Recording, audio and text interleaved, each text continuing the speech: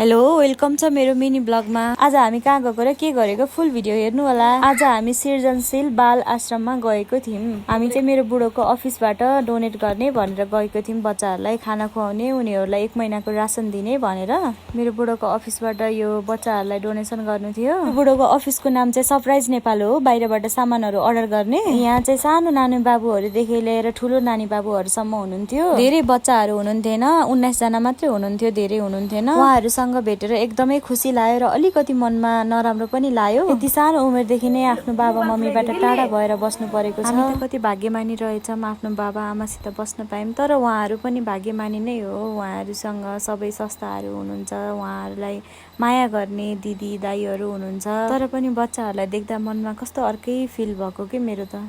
आश्रममा जाँदाखेरि मनमा कति शान्त मिलेको। आज जोसँग आफ्नो आमा बुबा साथमा हुनुहुन्छ, कहिले पनि हेला नगर्नु होला। आफ्नो बुबा आमालाई एकदमै धेरै माया गर्नु होला। आफ्नो साथमा हुने बेलासम्म नै हो आफ्नो बाबा आमालाई माया गर्ने। हेर्नु न यति साना बाबुहरू अहिले आश्रममा बसिरहनु भएको छ। उहाँहरूलाई पनि आफ्नो मम्मी बाबाको काखमा खेल्न कुद्न कति रमाइलो लाग्थ्यो होला है। तर उहाँहरू यहाँ आश्रममा पनि एकदमै धेरै खुसी हुनुहुन्छ। सबैसँग उहाँहरूको बोल्ने शैली अनुशासनहरू एकदमै राम्रो छ। बच्चाहरूको आश्रमको दिदीहरूले पनि राम्रो सिकाउनु भएको छ उहाँहरूलाई अनुशासन। यो बाबु नानीहरूको उन्नति प्रगति राम्रो होस्, ठुलो भएर राम्रो ठाउँमा जानु परोस्, उहाँहरू राम्रो लेखी पढी ठुलो मान्छे बन्नुहोस्, यति नै कामना गर्छु मैले त। यो बाबु नानीहरू पढ्न लेख्न गाउन सबै कुरामा एकदमै धेरै ट्यालेन्ट हुनुहुन्थ्यो सबै बाबु नानीहरू। ल सुन्नु है त, हामी जाने बेला कति मजाले बाई गर्नुभयो।